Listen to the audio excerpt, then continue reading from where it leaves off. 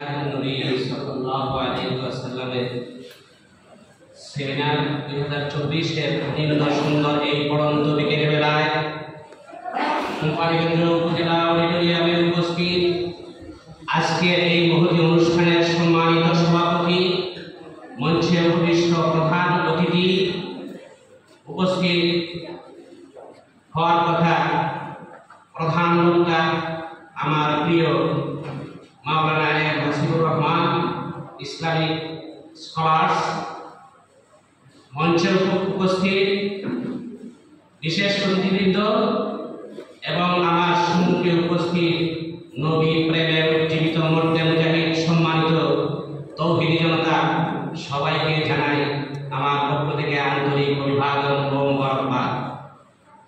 সুধীমণ্ডলী, আমার প্রিয় নবী সাল্লাল্লাহু আলাইহি ওয়াসাল্লাম যেদিন এই ধরনীতে আগমন করেন সেদিনটি ছিল সোমবার 12 রবিউল আউয়াল 570 খ্রিস্টাব্দ।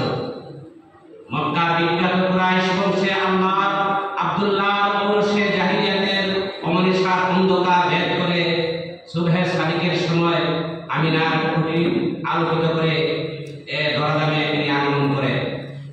সেদিন বিশ্বের সকল মূর্তি মাটির দিকে নত হয়ে পড়ে। পারস্য রাজার অহংকারের 14টি প্রাচীর ধসে পড়ে।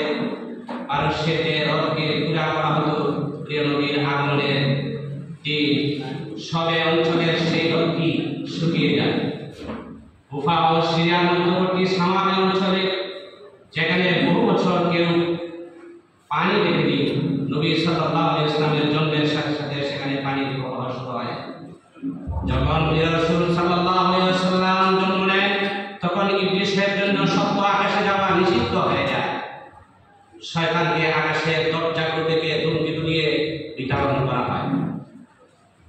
প্রিয় শ্রোতাবৃন্দ, সৃষ্টিকুলের সব অনুপম সৌন্দর্যের আধার রাসূল সাল্লাল্লাহু আলাইহি ওয়াসাল্লামের দৈহিক সৌন্দর্য পৃথিবীর বিভিন্ন ভাষায় শব্দ ভাণ্ডারে ফুটে ওঠে এবং সামাইলের বিবৃতিতে তার নিপুণ দেহের শৈল্পিক কাঠামো সামগ্রিক চিত্রায়নে চিত্রিত হয়েছে। রাসূলুল্লাহ সাল্লাল্লাহু আলাইহি ওয়াসাল্লামের দেহকান্তি এবং অঙ্গ প্রত্যঙ্গের গঠন সম্পর্কে বারা ইবনে আযিব রাদিয়াল্লাহু তাআলা বলেন, রাসূলুল্লাহ সাল্লাল্লাহু আলাইহি ওয়াসাল্লাম ছিলেন মধ্যম আকৃতির সুঠাম দেহের অধিকারী। তার উভয় বাহুমূলে মধ্যবর্তী স্থান অন্যদের তুলনায় কিছুটা প্রশস্ত ছিল। তার মাথায় বড় কেশরাশি উভয় কানের লতি পর্যন্ত প্রলম্বিত ছিল।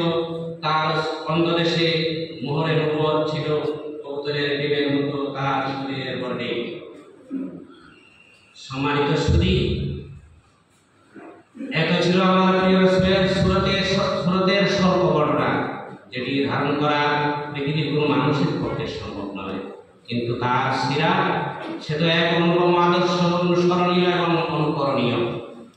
তার নবুয়তি জীবন, ব্যক্তিগত জীবন, রাষ্ট্রীয় জীবন, অর্থনৈতিক জীবন, সামাজিক জীবন, সব জায়গাতেই তিনি উত্তম আদর্শের অধিকারী। বৈষম্যহীন সমাজ প্রতিষ্ঠায় তার জীবনী থেকে সমগ্র পৃথিবীতে অন্য কেউ অনুকরণীয় হতে পারে না। উপস্থিত সুধীবৃন্দ, সিরাত শব্দের শাব্দিক অর্থ জীবনী। সুতরাং সাধারণভাবে সিরাতুন নবী সাল্লাল্লাহু আলাইহি ওয়াসাল্লাম অর্থ নবীর জীবনী। আমরা জানি একজন মানুষের ব্যক্তিত্ব যত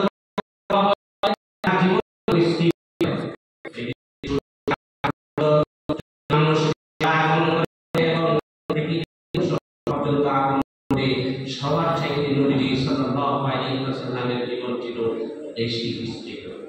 মানুষের জীবনে এমন কোনো দিক নেই যার দিক নির্দেশনা আমাদের নবীজির জীবন থেকে পাওয়া যাবে না। নবীজির চরিত্র কেমন ছিল?